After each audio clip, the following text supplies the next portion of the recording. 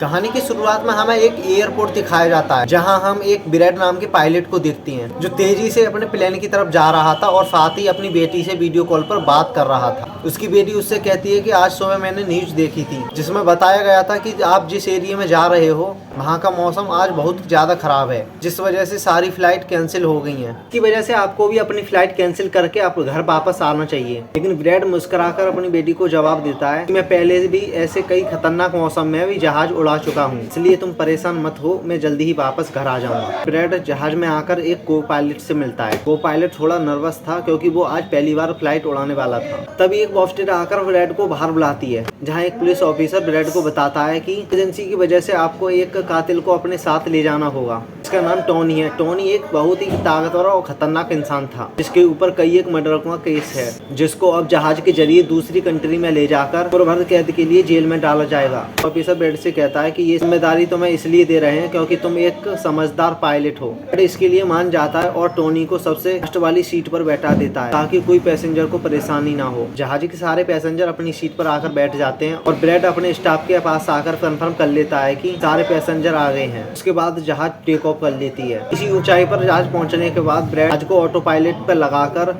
को पायलट से अपनी फैमिली की बातें करने लगता है। विराट को पायलट को अपने मोबाइल में अपनी बेटी की फोटो दिखाता है और कहता है कि मैं अपनी बेटी से बहुत प्यार करता हूँ। इस पूरी दुनिया में हम दोनों के अलावा हमारा और कोई नहीं है। दूसरी तरफ जहाज में बैठे पैसेंजर सफर को एंजॉय कर रहे होते हैं। उनको पता नहीं था कि थोड़ी देर बाद उनके साथ बहुत बुरा होने वाला है। केबिन में बैठे दोनों पायलट भी बहुत खुश थे और जहाज भी नॉर्मल तरीके से फ्लाई कर रहा था। तभी अचानक से मौसम खराब हो गया और जहाज हल्के से झटके लेने लगा। ऐसे विराट परेशान हो जाता है क्योंकि उसे कुछ ठीक नहीं लग रहा था। तो सभी पैसेंजरों को सीट बेल्ट बांधने के लिए वार्न करता है और रेडियो के जरिए कंट्रोल टावर से बात करने की कोशिश करता है, लेकिन मौसम खराब होने की वजह से उसकी बात नहीं हो पाती। उसके बाद तभी अचानक बिजली का तेज झटका प्लेन से आकर लगता है, इससे प्लेन जोर जोर से झटके लेने लगता है। विराट पैसेंजर का हाल देखने के लिए केबिन से बाहर जाता है। पैसेंजरों को देखकर विराट को थोड़ा बहुत सुकून मिल जाता है कि सभी पैसेंजर सेफ थे। उसके बाद देखते हैं कि जहाज की धीरे धीरे लाइट बंद होती जा रही थी और प्लेन को कई जोर से झटके लगते हैं, जिसके बाद विराट का सर छत से टकराकर विराट नीचे गिर जाता है। विराट के सर में थोड़ी चोट लग जाती है। जहाज का ऐसा हाल देखते हुए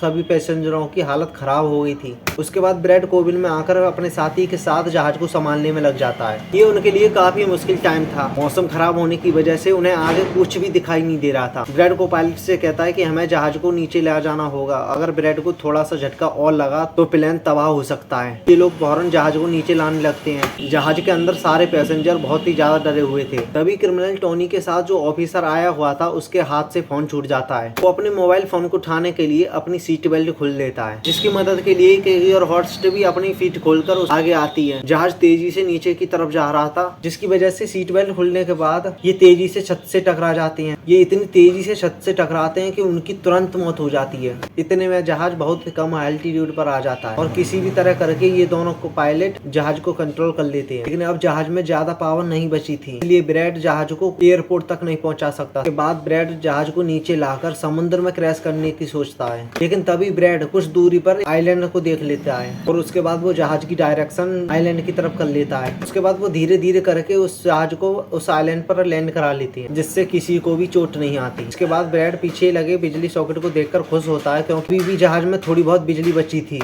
जहाज से उतरने के बाद एक एयर होस्टेस विराट को बताती है क्रिमिनल टोनी को ले जाने वाला एक पुलिस ऑफिसर जहाज में मारा गया और एक एयर होस्टेस भी मारी गई है। इसे देखकर विराट बहुत ज्यादा मायूस हो जाता है। दूसरी तरफ एक एयरलाइंस कंपनी का मालिक देखता है कि उसका एक जहाज अचानक गायब हो गया है क्योंकि उसने प्लेन को लैंड होते हुए नहीं देखा था। काफी देर से रेडियो खराब होने की वजह से उसका पायलट से कांटेक्ट भी नहीं हो पा रहा था। इसीलिए वो एयरलाइंस कंपनी का मालिक एक स्कार रेस्क्यू टीम को बुलाता है जो ऐसे लोगों को ढूंढने का काम करता है जो मुश्किल में कहीं फंसे हुए हों। एयरलाइन कंपनी का मालिक उससे कहता है कि मुझे मेरे प्लेन की सारी डिटेल्स चाहिए, वो प्लेन कहाँ गया और उसके सारे पैसेंजर और पायलट कहाँ हैं। जिसके बाद रेस्क्यू एक्सपर्ट अपने काम पर लग जाता है। दूसरी तरफ सारे पैसेंजर इस सोच में थे कि हम यहाँ क्यों उतरे हैं। विराट सारे पैसेंजरों को इकट्ठा करके बताता है यहाँ इमरजेंसी लैंडिंग की है। कहता है कि प्लेन में थोड़ी बहुत पावर अभी भी बची है, इससे हम बाकी चीजों को भी ठीक कर लेंगे। तब तक आप लोग यहाँ आराम से रहिए और आप लोग घबराइए नहीं। इसी तरह से हम हम यहाँ से निकल जाएंगे। उसके बाद ब्रैड प्लेन के पास आकर उसे ठीक करने में लग जाता है। कहता है कि जहाज में पावर कम है, इसलिए उन्हें मदद का इंतजार करना होगा और वो मैप को निकालकर खुद ही अपनी लोकेशन देखने लगता है। ब्रैड का साथी को पायलट नक्शा देखकर बताता है हम एक प्राइवेट आइलैंड पर फंसे हुए हैं। ये जगह बहुत ही खतरनाक है। यहाँ पर ऐसे लोग हैं जो सरकार या किसी गवर्नमेंट की बात नहीं मानते। अगर इन लोगों ने हमें पकड़ लिया तो हमारी जान खतरे में पड़ सकती है और हमारी गवर्नमेंट भी हमें नहीं बचा पाएगी।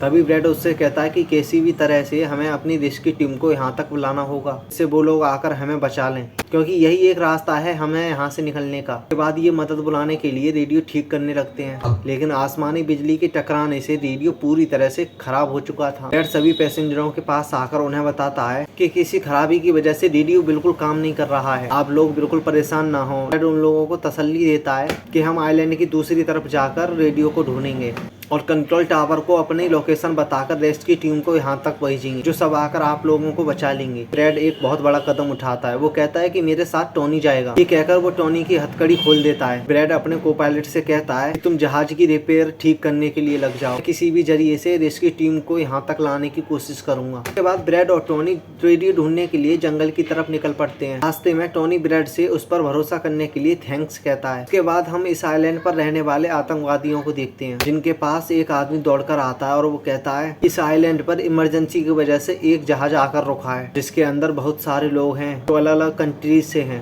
ये सुनकर ग्रुप का लीडर उस आदमी को कुछ रुपये देता है। वो लीडर अपनी टीम से तैयार होने के लिए कहता है। इस तरफ ब्रैड और टोनी जंगल के लिए अंदर बढ़ रहे होते हैं। अभी टोनी ब्रैड से कहता है कि तुम मुझे कहाँ लेकर जा रहे हो। ब्रैड कहता है कि मैं तुम्हारी वजह से सबको खतरे में नहीं डाल सकता। इस आइलैंड पर एक खतरनाक आतंकवादी ग्रुप है जिसका तुमको मेरे साथ सामना करना होगा। उसके बाद टोनी ब्रैड से कहता है मैं एक मिलिट्री बैकग्राउंड से हूँ और मैं कई साल मिलिट्री में ड्यूटी कर चुका हूँ। उसके बाद पीछे से टोनी की आवाज आने की बंद हो जाती है। जब ब्रैड पीछे मुड़कर देखता है तो टोनी वहाँ नहीं था। वो ब्रैड से अपनी जान बचाकर वहाँ से भाग चुका था। जिसके बाद ब्रैड अकेले ही जंगल में आगे निकल पड़ता है। उसके बाद ब्रैड थोड़ी आगे चलकर एक खाली पड़ी फैक्ट्री में जाता है और वहाँ पर एक टेलीफोन को ढूंढ लेता है, लेकिन वो पुराने जमाने का था, ये वो खराब था। उसके बाद ब्रैड उसे ठीक करने में लग जाता है और टेलीफोन भी ठीक हो जाता है। ब्रैड जल्दी से कंपनी के हेल्पलाइन नंबर पर कॉल करता है। हेल्पलाइन को अपनी लोकेशन और सब कुछ बता देता है, लेकिन लाइन में कुछ गड़बड़ी होने की वजह से सामने वाले इंसान तक उसकी आवाज ठीक से नहीं पहुंच रही थी, जिस वजह से हेल्पलाइन वाले ब्रैड की कॉल को काट देते। तभी ब्रैड अपनी बेटी को कॉल करता है और अपनी लोकेशन और बाकी सब कुछ एक पेपर पर लिखकर उसका ऑफिस तक पहुंचाने के लिए कहता है। बातचीत के दौरान एक पीछे से आदमी आकर ब्रैड पर हमला कर देता है, लेकिन ब्रैड काफी मुश्किल से उसे काबू कर लेता है और उस आदमी को मार मार कर बेहोश कर देता है। तभी ब्रैड को महसूस होता है कि एक और आदमी इसी कमरे में आ रहा है, इसलिए वो छुप जाता है। लेकिन वो आदमी कोई और नहीं, वो टोनी था, जिसने बहुत सारे गुंडों को मारकर उनके हथियार ले लिए थे। और वो ब्रैड को आवाज देता है कि डरो मत और सामने आओ। ब्रैड उसके सामने आ जाता है। तभी टोनी उसके हाथ में एक बंदूक दे देता है। उसके बाद वो दोनों फैक्ट्री के नीचे वाले फ्लोर में आते हैं। उन्हें एक कैमरा मिलता है। कैमरे की रिकॉर्डिंग और पर्स में पड़े पासपोर्ट से पता चलता है इस आइलैंड पर रहने वाले आतंकवादी लोगों को पकड़कर उनकी फैमिली से बड़ी रकम की डिमांड करते हैं,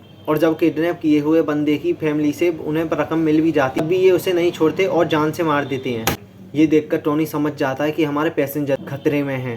जिसके बाद ये दोनों बाहर निकलकर दौड़ते हैं और सामने एक गाड़ी मिलती है। गाड़ी उस आदमी की थी जो थोड़ी देर पहले ब्रैड के हाथों से मारा गया। और उसके बाद ब्रैड और टोनी उस गाड़ी से अपने पैसेंजरों की तरफ चलने लगते हैं। वो सारे पैसेंजर ब्रैड की इंतजार में बैठे हुए थे। जल्दी ही ब्रैड उनके लिए मदद लेके आ जाएगा। उन्हें किसी एक गाड़ी की आवाज आती है। गाड़ी की आवाज सुनकर वे लोग खुश हो जाते हैं। वो समझते हैं कि ब्रैड ने उनकी मदद के लिए रेस्क्यू टीम को बुला लिया है, लेकिन रेस्क्यू टीम नहीं, ये आतंकवादी थे। आतंकवादी गोलियां चलाकर सारे पैसेंजरों को डराने लगते हैं। गोलियों की आवाज ब्रैड और टोनी ने भी सुन ली थी। ये गाड़ी की स्पीड बढ़ाकर प्लेन के पास पहुंचने की कोशिश करते हैं। आतंकवादियों का लीडर होस्टेज से सारे पैसेंजरों की लिस्ट मांगता है, जिसकी वजह से एयर होस्टेज उसे लिस्ट लाकर दे देती है। गैंग का एक आदमी को पायलट से कहता है कि तुम्हारा सीनियर पायलट कहाँ है। अगर वीडियो का अगला पार्ट चाहिए तो वीडियो को लाइक और चैनल को सब्सक्राइब जरूर कर देना। तो मिलते हैं नेक्स्ट वीडियो में।